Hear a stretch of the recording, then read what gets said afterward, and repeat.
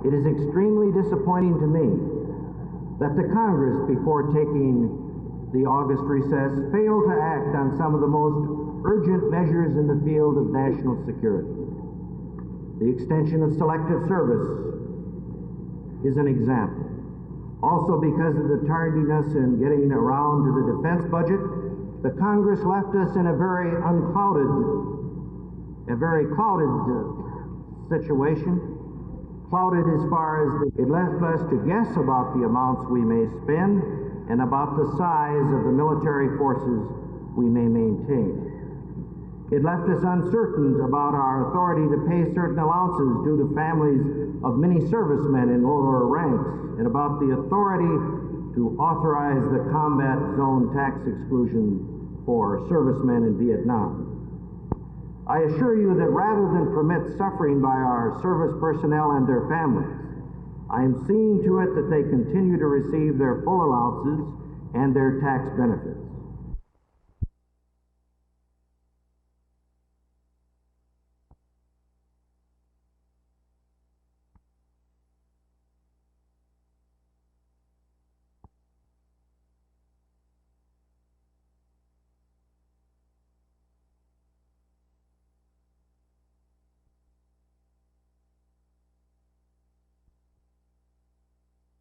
The president, for the past 2.5 years, has been misreading the economy by following what really amounts to nothing more or less, in my judgment, of tinker toy programs.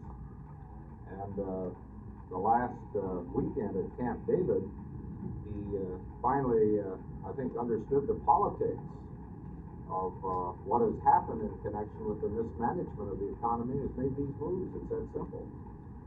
We were told just 6 weeks ago, and his Secretary of the Treasury was directed to state that under no circumstances would there be a price-wage freeze, price-wage controls, or a tax cut. What's happened? Good question. Well, I think what's happened is clear. It's politics. I think the president realizes that should have done this a long time ago. And we have, on my side at least, I personally, who has never hesitated to support the president on his defense posture and his defense and foreign policy efforts, I think he just failed to heed constructive suggestions.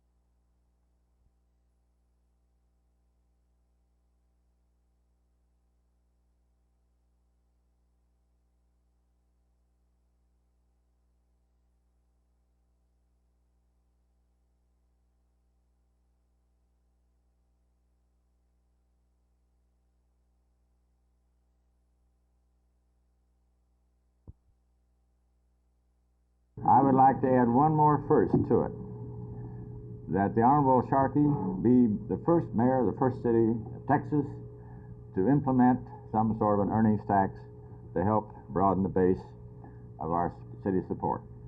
What an honor that would be someday to have that on your stone.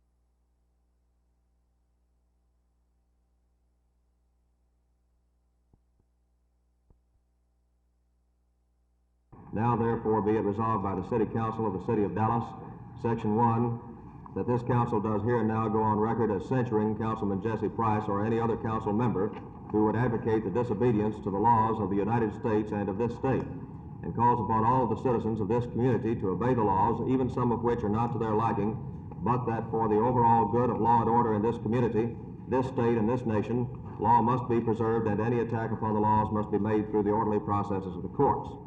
Section 2, that this council is extremely concerned that the young people of this community should be advised not to obey the laws by any one of its members, and it does here and now go on record as advising all of the young people, as well as all of the adults of the community, that the laws must be obeyed if the democratic process is to be effective. Section 3, that this resolution shall take effect immediately from and after its passage in accordance with the provisions of the Charter of the City of Dallas, and it is accordingly so resolved. Since this proposed resolution had directly to pertain to the statements alleged to have been made by Mr. Price, it was requested by members of the council to see the film and transcript of those alleged remarks.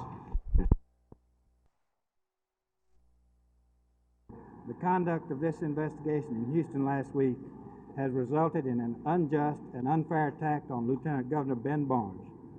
Therefore, I'm going before the SEC today under oath and without any protection of immunity whatsoever, and will enter into the record the following statement. It has been alleged that I paid Lieutenant Governor Ben Barnes in some undisclosed manner an unknown amount of money for helping with the passage of the so-called bank bills. This simply is not true. I have never paid nor been requested to pay cash or any other thing of value to Ben Barnes or any other member of the legislature or state official for the passage of this bill or any other legislation.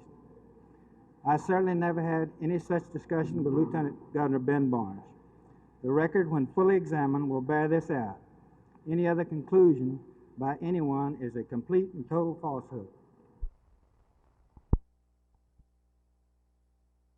And I think the least you can do is sit down and publicly say where you stand. Is that asking too much of you?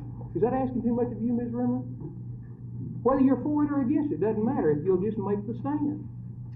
Let me interrupt you a minute. I'm going to advise the City Council of the City of Fort Worth that, as its city attorney, that the City Council of the City of Fort Worth has no policy, no wisdom, no economics, no expediency in which they are involved with the administration and the policy of the Fort Worth Independent School District.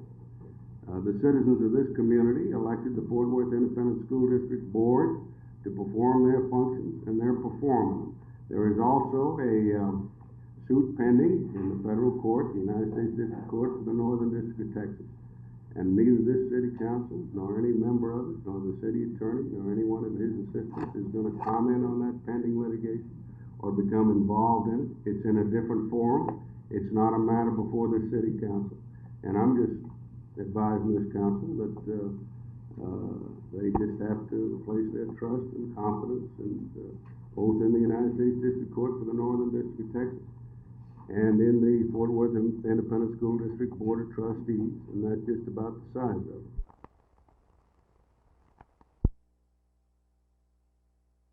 Last week were shown Xerox copies of purchase orders dated February 28, 1968. One for 500 shares of NBL stock, one for 200 shares, both going to Will Wilson's account, but with a notation on them that the stock was for Ted Bristol. On March the 8th, 1968, 1,000 shares of National Bankers Life stock was transferred from Will Wilson's account to an account in the name of Mrs. Bristol. Sharp also outlined how a former state bank examiner went to work for Sharpstown State Bank and opened a private corporation in his own name.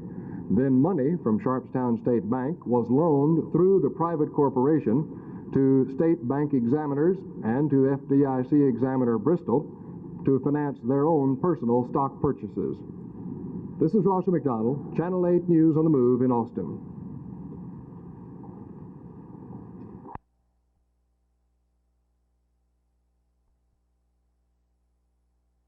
Sergeant, what is your reaction now 48 hours after the president's announcement? Well, I think if he'd followed up with the consumer products and freeze the prices on them along with the labor and the rent situation, well, we'd be on an equal basis and it'd be fine. The reason that I don't think it'll work is because of the economical aspects of our foreign trade.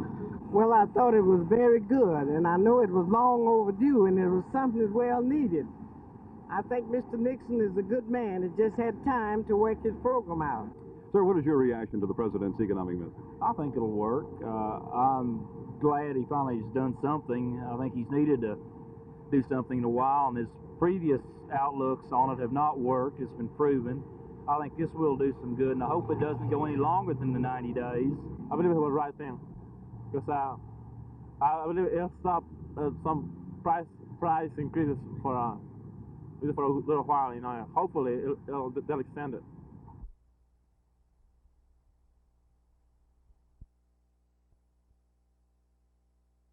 The Emergency Employment Act, as passed by Congress, is an effort to give unemployed persons jobs in public service. It's not just another public works training program. At least 1/3 of the positions can go to professionally qualified individuals, such as engineers caught in the aerospace layoffs. The City Council was told last night that Fort Worth is eligible for over $500,000 through the program. Upon the advice of City Manager Roger Line, the Council voted to apply for the available funds. Here's the way the money will be used.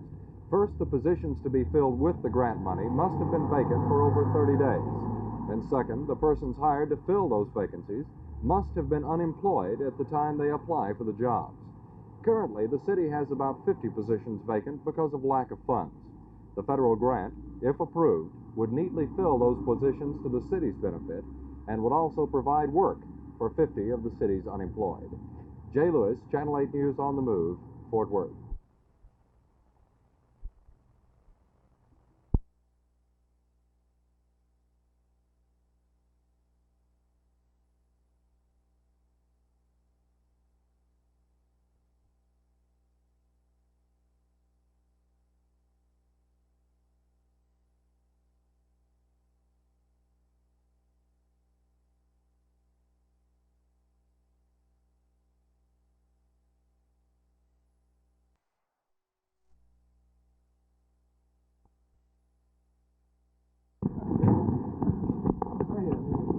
Mr. Sharp, could you take a few moments to talk with us today? A little later, fellas. A little later. When is it? When is a little later? You think we got a lot done today? I don't know.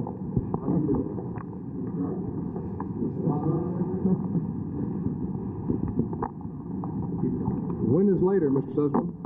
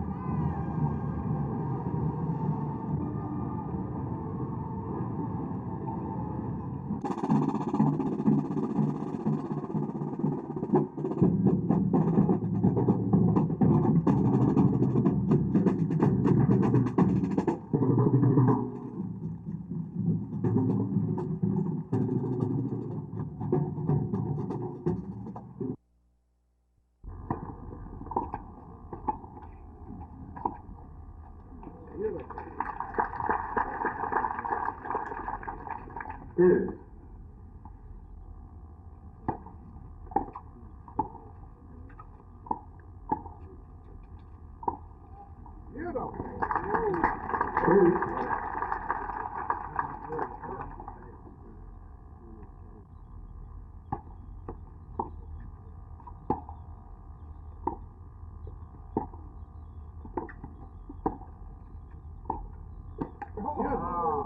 Game to Rosewall.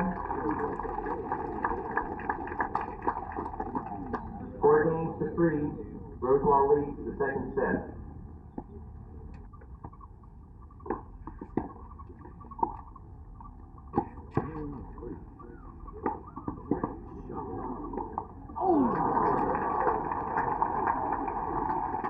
Love 3.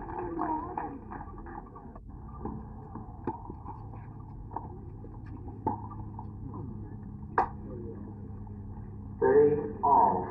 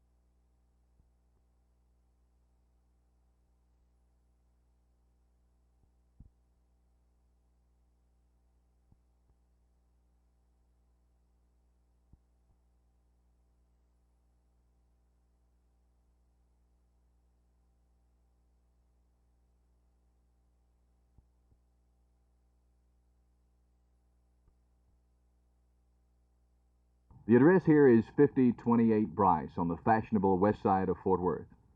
This home was built in 1889 and was the first in the area. It was originally built as a model for the soon-to-develop Arlington Heights area. A great deal of Fort Worth history surrounds this 82-year-old structure. It was bought in 1890 by Robert McCart, a prominent attorney. It was so far out of the country, about an hour's buggy ride from downtown, a lake had to be built to provide electricity, and Lake Como was born. Much of the area was owned by McCart, and he gave a portion of it to the government, who later built Camp Bowie. Thus comes the name of one of the city's major thoroughfares, Camp Bowie Boulevard. The house was occupied until May of this year. Now it's being torn beam from joist, a victim of progress and the times. Even though it'll slowly be torn down, parts of it will continue to live someplace else. For example, the massive mahogany staircase inside and the cupola have been purchased by a Cleburne couple. They said they would put the cupola in their yard as a gazebo. Several sections of the balustrades on the front of the house have been sold. The stained glass windows will come out and be restored. For a long time, this house has been very much a part of Fort Worth's history and heritage, but apparently it's not destined for a part of Fort Worth's future. Jerry Park, Channel 8 News on the Move, Fort Worth.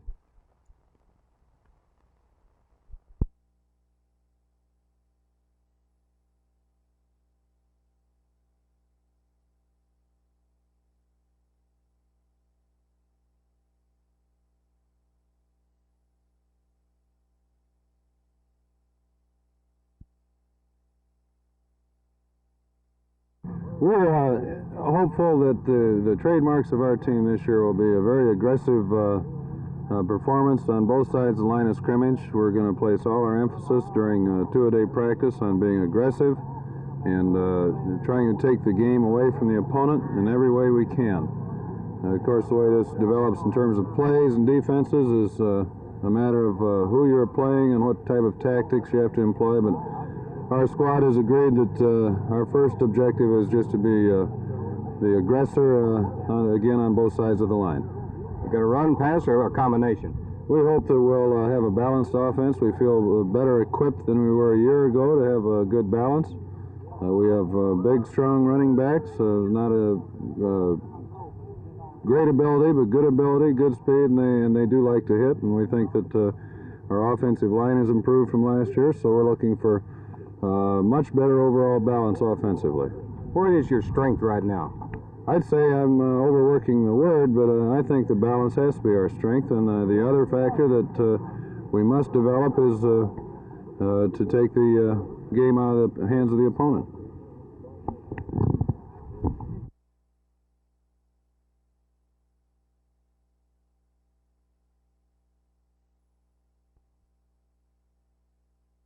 At present, it appears that the service fee for waste collection and disposal could not be put into effect at the present time.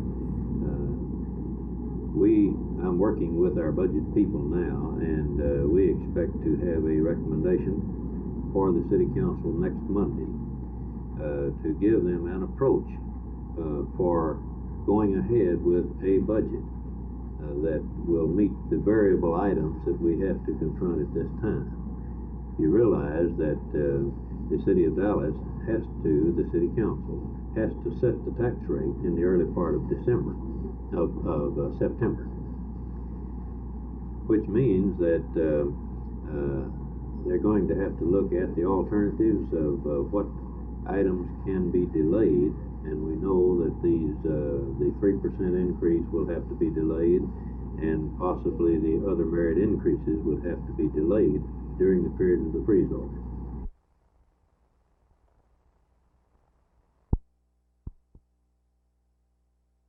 Former Houston banker Frank Sharp spent about 3 hours with the Travis County Grand Jury today.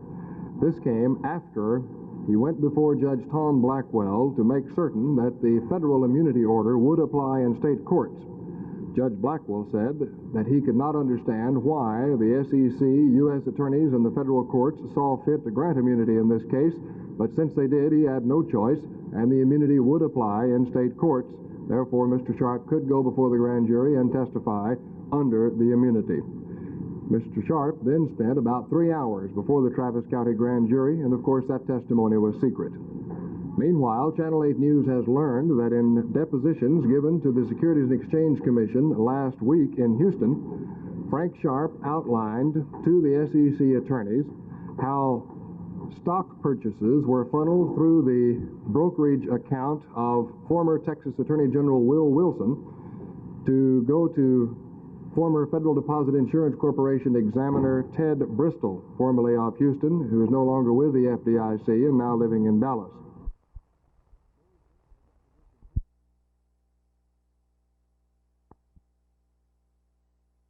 The actions of the people in this busing matter is not being ignored. I'm sure President Nixon is not ignoring it. And Judge Porter has ignored the safety and security of children in that area. And I think this coming September, when school opens in the latter part of August, that some of these parents are going to ignore Judge Porter's attitude. You might watch and wait. I think all of you know that this busing matter is not a matter that, in the context of racism. The people of Texas and of this country have accepted the non-discriminatory policy of freedom of choice, even though many people feel that it's still the right of the states to determine the policy of their school system without any interference.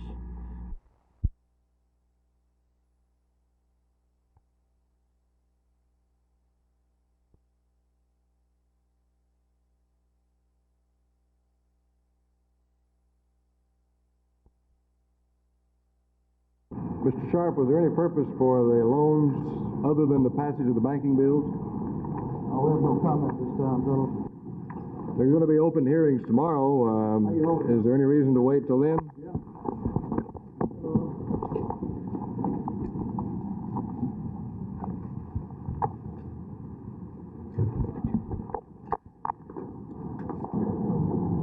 In spite of the fact that Frank Sharp, the alleged mastermind of National Bankers Life Insurance Company's stock fraud case, is to go before the House Investigating Committee tomorrow in open hearings, he still refuses to talk to newsmen, as he did today when he went into the Travis County grand jury room. Meanwhile, Channel 8 News has learned more details about Frank Sharp's testimony to SEC investigators and other attorneys last week in Houston. The source revealed to us that Will Wilson, former Texas Attorney General, allowed his account at Goodbody & Company brokerage firm to be used to funnel National Bankers Life stock to an FDIC examiner, Ted Bristol, who was an examiner in Houston but has since left the FDIC. There were copies of purchase orders circulated in the depositions last week, one for 500 shares of NBL stock, one for 200 shares, going to Will Wilson's account, dated February 28, 1968. But there was a notation on those copies which said that the stock was for Bristol. On March the 8th of 1968, 1,000 shares of NBL stock was transferred from Wilson's account to Mrs. Bristol's name. Later, Bristol reportedly bought Siboney Corporation and Olympic Life Insurance Company stock. In his testimony last week, Sharp also revealed how a former Texas bank examiner went to work at Sharpstown State Bank and set up a private, separate corporation.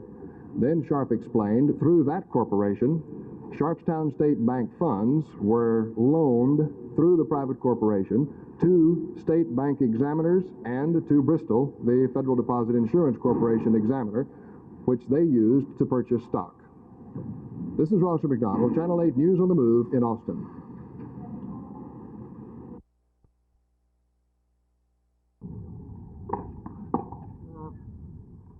Out. Pretty. Love.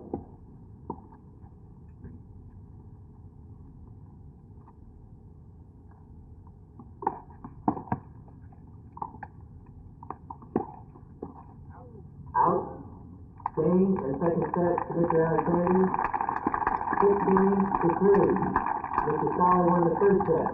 16 to 3.